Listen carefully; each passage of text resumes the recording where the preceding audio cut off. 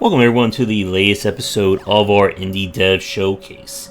Every Wednesday night, we stream new and upcoming indie games from developers. Many of those are submitted, and these videos are the recaps of it. If you'd like to submit a game for a future piece, please get in touch. But otherwise noted, all the games that are on this video are going to be from press key submissions. And we are beginning with Infernal Radiation. This is a rhythmic action game. It takes place in a very strange world, where we have arrived to this island that used, I think it was infernal or demonic radiation to power everything in a plant, and the plant has gone critical. So we are kind of like a plague doctor, or I think we're more like an exorcist, who have been sent to try and deal with the infernal flames and anyone who has been possessed. And apparently this guy, Eric Torpedo, is standing in our way. So the game itself is very basic adventure, a very basic exploration as you're looking for the next hotspot or area to explore. And then you go into this kind of combat state, where the idea is that you're trying to knock out the enemy's health bar, that is obviously the red bar at the top there, while the enemy will attack you. And you need to time your attacks and your shield accordingly in order to properly avoid and do damage. And the idea is that it's kind of rhythmic in that aspect, that you need to, as you can see here, properly hit your defense in order to reflect shots back. And as you lower the enemy's ability to attack you, will make it easier for you to do more of your attacks, as you can see right here. So it's a very interesting idea, but it's not, I think, as well refined as it should be. Whenever we have these kinds of rhythmic style games, it means that there's very little input otherwise that you can do during combat. It is just straight up pattern recognition. Now, each enemy that you fight does have different patterns and tells for you to deal with, which is a nice touch. But if the very first fight in this game doesn't hook you, then there really isn't anything else I think the game's going to do to get you invested in it. There is multiplayer, I believe, or a kind of a co-op mode. And you do have the ability to look for upgrades and get bonus stuff to power your character up. The art style is interesting. It kind of has like a comic book motif to it, especially with how the giant panels show up. But ultimately, this is one of those concepts that I feel could have been better fleshed out, or at least presented better in terms of getting the player into it. If you're looking for something completely different, or at least something stylistically different, then I would say give Infernal Radiation at least a check to see if you like it. But if the visuals or just the general gameplay that we've talked about is not doing it for you, then I don't think there's going to be much here for you otherwise. With that, we move on to another look at Dreamscaper. This was a game that we previewed during a Kickstarter. This was, I believe, late 2018, early 2019. And since then, the game has gone into early access and has received updates to it. Now, please keep in mind that the footage you're seeing is a few months old, and may not represent the current version of the game. And I know at the time of this recording, they are preparing another major update coming, I believe, early 2021. So, the concept of this one is, I guess in a way, if The Binding of Isaac meets a Nightmare on Elm Street in a very loose way. We play as our protagonist here, who she is suffering from depression and kind of anxiety, and that is being represented in her dreams that apparently turn into roguelike nightmares and puzzle solving, as you can see right here. The general loop of the game is that each night you have another nightmare that takes on the form of these roguelike style dungeons. The dungeons themselves are procedurally generated, similar to Binding of Isaac, with each room being handmade and then can stitch together to form a cohesive level. Your character has different abilities that she can make use of. You have a normal attack, range, you have special powers you can activate, and you have the kind of lucid power, which is kind of like your ultimate, that you can turn on. You can also block reflex attacks, and the game is definitely a lot more combat oriented compared to the Bind of Isaac, and it's probably closer to something like Dead Cells in that regard. You'll get different weapons and different modifiers as you play through, and similar to Isaac and Dead Cells, all the drops are randomly placed, so you'll never know what you're going to get on any given run. As you can see with the combat here, there's also a kind of light bonus that if you properly time your attacks, you also get stronger damage out of that. Now, at the end of each level, of course, there is a boss fight for you to deal with, and if you run out of health, you get sent back to the waking world, which then kind of moves the story along and presents the persistent element of Dreamscaper. Each person that you meet in real life, you can strike up conversations with and try to improve your relationship. As you hit certain level thresholds or relationship thresholds, they will unlock new items and things that can show up in the dream world. The concept is that as you become a better person or become more open, it affects your dreams and so on and so forth. Each character has their own plotline as well as gifts that you can give them, which will raise their relationship higher. And the gifts are crafted from pickups that you get in the dream world. It's a pretty clever idea, and the game has kind of a light visual novel aspect that each thing that you do in real life affects the time, and you can't exactly talk to everybody infinitely before you head back and, well, go to sleep and fight some more. So the game definitely has, I think, the pieces in place to be a solid roguelite, but I think as with the Kickstarter demo that we played way back when, it seems like, there's still, I think, a few nagging issues that I have with it. The big one is variance. While you certainly get access to a lot of weapons and abilities as you play through, you're still fighting the same enemies and repeating kind of the same flow with each play. And the game, I think, has that similar issue that Dead Cells does, that once you get good enough at it, then everything just kind of, repeats itself again and again. And I would like to see more, I think, roguelike elements. Namely in having different challenges or maybe modifying how the various dream worlds play as you get further into the game, or maybe making things easier or harder depending on how things happen. I guess in a way, the more the influence of the real world impacting the dream world could be a nice touch. Now, in terms of the general combat, I don't really have too many complaints about it. It feels really nice to play, and the variety of weapons and abilities certainly help out. At the time of this recording, again, I know developers have either worked on or are planning on doing a major reworking of how range attacks work, but I haven't had a chance to play the latest build to say whether or not that is good or bad.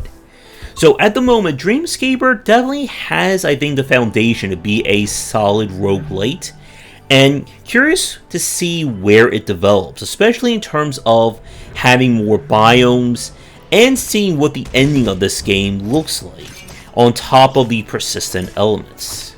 But moving on, we turn to Bite the Bullet, and this one is definitely an unusual one.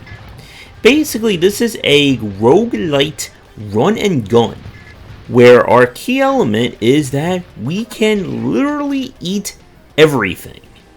Guns, bad guys, you name it.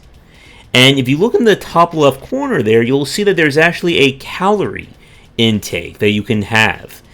And how this game works is that the levels are randomly generated along with what weapons and items that can drop. As your character eats and basically gets different values of calories, fat, and so on, it changes how that character behaves. So that if you eat, for instance, and get a lot of fat, your character's health will grow, but at the same time, you'll become slower because, well, you're overweight. You can become leaner and more muscular, which lets you move around more, but then hurts your overall health.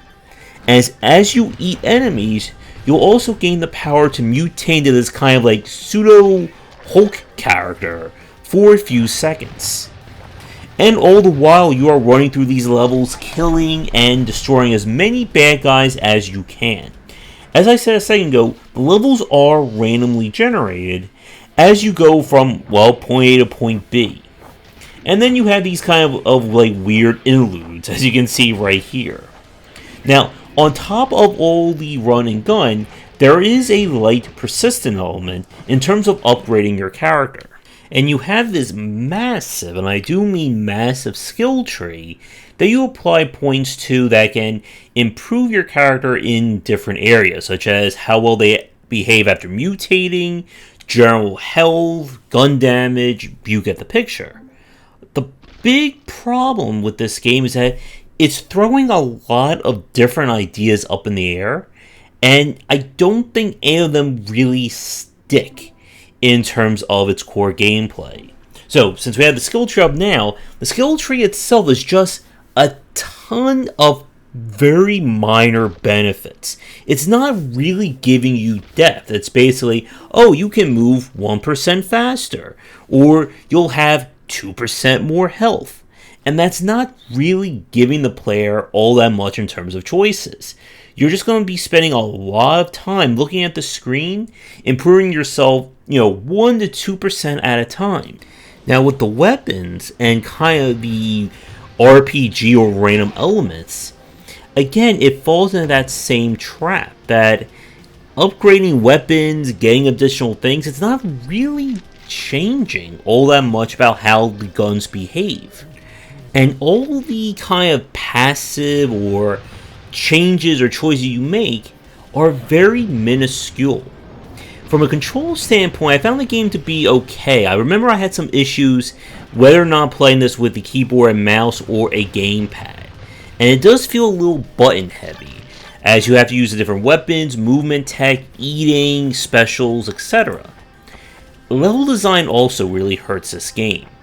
Levels, because they are randomly generated, have no real sense of personality to them. While I did like the look of it, you are just basically running in one direction and not really doing all that much otherwise. And it just feels, again, like a collection of ideas that could come together to be an amazing title, but feel like 2 or 3 separate mechanics instead of a cohesive, solid core gameplay loop. If you are looking for another run and gun game and something that does things a little bit differently, or want to be inspired either for what to do or what not to do in terms of roguelike and randomized elements, then I would say check this one out as kind of like a study example. But I don't know if there's going to be enough content or value here for hardcore fans of run and gun, roguelite, or roguelike elements. With that said, we're going to take a quick break, and when we come back, we have 3 more games to look at for this week's video. And now for a quick thank you to our current Game Wisdom supporters and sponsors. And if you'd like to continue this discussion on game design, be sure to check out our Discord channel, linked down below. Now available at most retailers are my current books on design. 20 Essential Games to Study is an intro-level look at 20 unique games to provide inspiration for any developer looking to get into the game industry. And the Game Design Deep Dive series each go into a top-to-bottom look at the design of a specific genre, with platformers and roguelikes now available, and horror coming in the near future.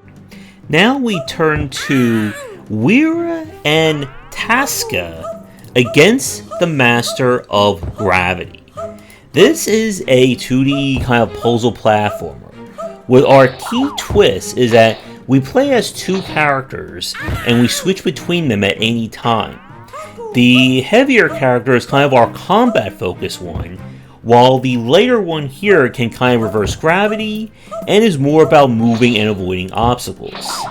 Now, this is also the game that introduced the idea, or our meme of Haku being said again and again and again, and how this character makes so many annoying sound bites. As you can hear, which I'm keeping the video a little bit on the higher side, just so that you can enjoy the pain or the annoyance that I had to suffer through when we play this one on stream. So the problem that Wira and Taska have is that it's a platformer with all the annoying aspects of bad platforming design. You can't easily see where you're going up and down. The camera pans, or the camera doesn't pan far enough for you to see oncoming obstacles. Despite having health bars, there are, as you can see, plenty of death traps standing in your way. All the while, you're hearing them make that "huh" noise, which I should just have it play constantly throughout this entire video. Again, this is another game that is just annoying sound clips 101. And the problem is that when your platforming is not good, and the game is just frustrating to play, it just really saps any thought or any enjoyment of me wanting to play this title. And I did like the idea of switching to different characters, but again, it's just so many little issues are annoying in this one that prevent it from being all even just remotely enjoyable to play.